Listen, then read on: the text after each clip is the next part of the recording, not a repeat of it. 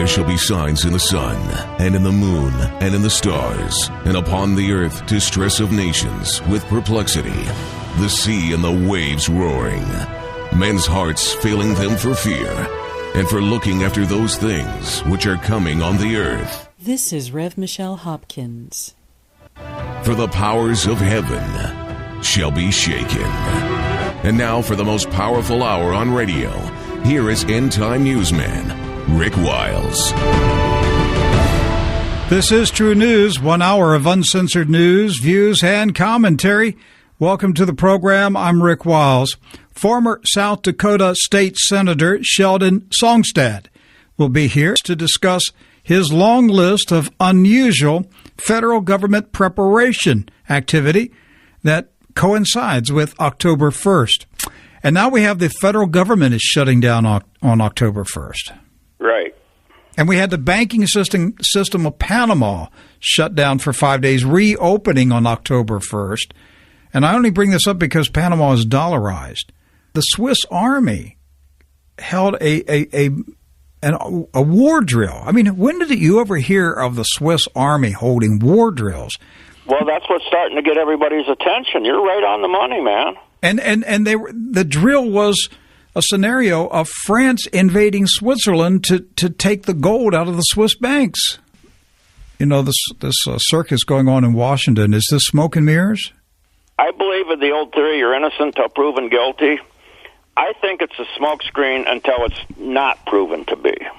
They're doing something, but they're diverting the people's attention away from what is really going on. Well, that's happening on the news all the time. You know, you look at these news stories, and some of them, even on Fox, they'll run them for 2 weeks. Mm-hmm. You know, they just beat them to death.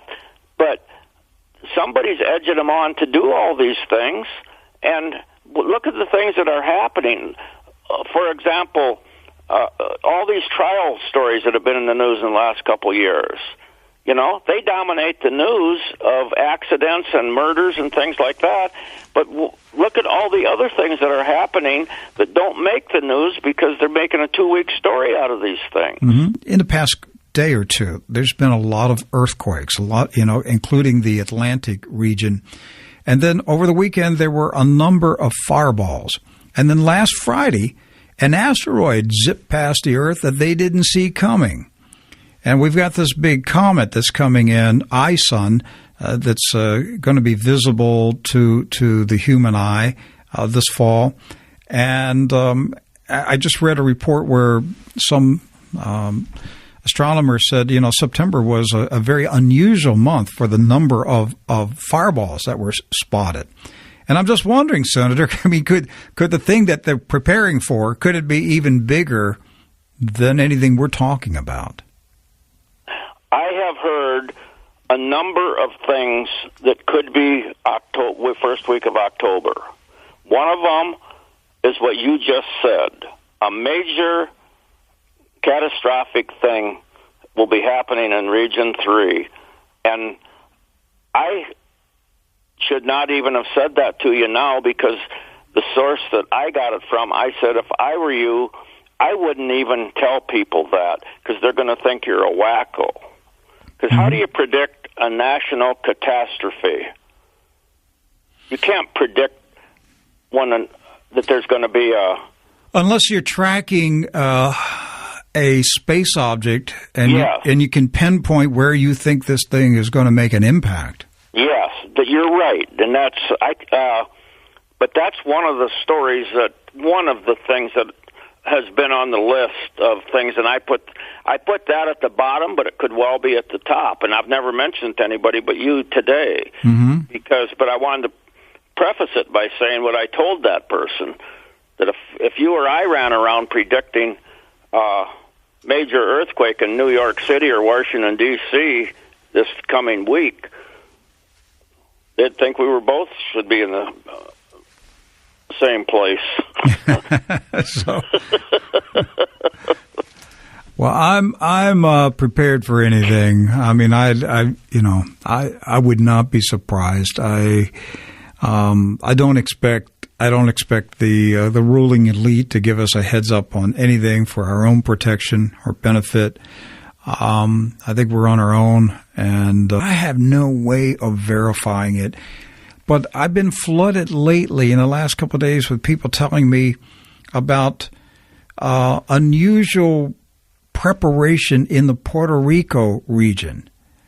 That, you know, and again, I don't know if this is just internet rumors but, you know, people are telling me that people in Puerto Rico are aware of things like body bags and, you know, coffins and stuff being shipped and stored in Puerto Rico.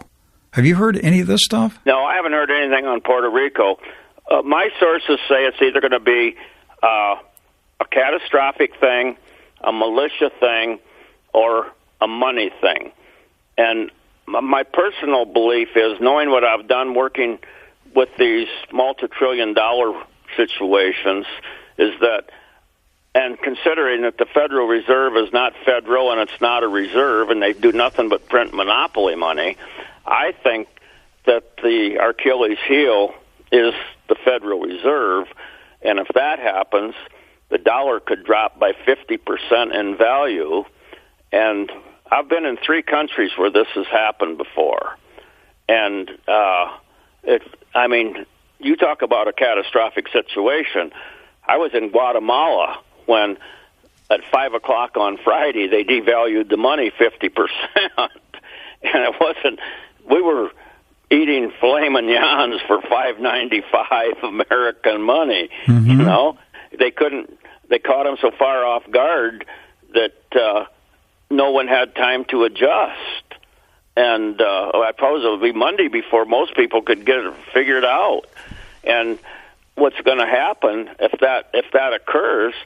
I had a friend that was just contacted me yesterday. He wants to buy a condominium. I say, if you pay cash for it, fine. If you don't pay cash, you're going to be paying, instead of $300,000, you're going to be paying $600,000 if the dollar gets devalued to 50%. At least if you pay cash for it and the money goes down 50%, at least you're going to have the buying power of the original $300,000. Mm-hmm. So anyone that owns real estate that's completely paid for, that's the best thing you could have right now. Another thing that I've been watching lately, and I might be reading too much into it, but it seems to me that on the global geopolitical level, that in the last couple of weeks, it looks like the balance of power has quietly shifted. You know, let's start with Syria. Mr. Obama does, you know, he flexed his muscles and he pranced around like a proud turkey and did all that stuff. And then suddenly he backed down. I mean, he shut it down. And the French magazine reported over the weekend that the war was going to start at 3 a.m. on August 31st, and it was called off at the last minute when Obama just shut it down. It's almost like he got word, like he was told something. And but now what we have is suddenly the West has pulled all of their ships out of the Mediterranean. The Russians have sent about a dozen warships into the Mediterranean. The Russians are going to send troops into Syria. Mr. Obama is on the phone with Hassan Rouhani of Iran. Mr. Netanyahu jumped on a plane, flew to Washington this morning to try to stop it. It's like there's, and then Rouhani said last week, we're going to have a deal with the United States within 3 months. And Senator, it's like, you know, I'm starting to think behind the scenes, have world leaders cut a deal and said, okay, here's the way the rules are going to be for the next 50 years.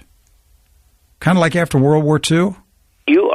I agree with you 100%. I'm so fortunate that I'm 75 years old. I've been involved in politics for, big time for probably 40, 50 years. But I've worked at a different level than most political people do. And I think that most everything that we're seeing is part of the blueprint. For example, the whole thing, what you're talking about with the Russian ships going in and out, all this thing is about is Russia wanting to get a pipeline over there to the ports. Mm-hmm. And even though it looks like Putin and Obama are squabbling and it's a power play. Mm-hmm. And it just makes me wonder, did Mr. Putin call Mr. Obama and just tell him the way the facts are going to be from now on? Well, I think they've been in cahoots from the beginning. Or maybe that's the case. Well, remember when they had the mic on him that time, when he whispered to him, when the election's over, then everything will be different? I'll have more flexibility. Yeah.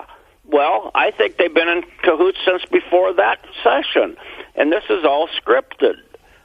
I mean, that's the only smart way to play the game. Yes. Plus, Obama is quietly disarming the United States military. He's dismantling our nuclear arsenal. If he gets his way, he wants to take it down. Well, if he had his way, he'd take it down to zero. I mean, when you look at the big picture, when you put the puzzle together, it's clear that one of two things: either the people in charge of the government in this nation are total idiots and are making the worst decisions you could possibly make, or they are deliberately making the worst decisions you could possibly make for the purpose of destroying the republic. This is Rev. Michelle Hopkins. Thank you for watching, and God bless you.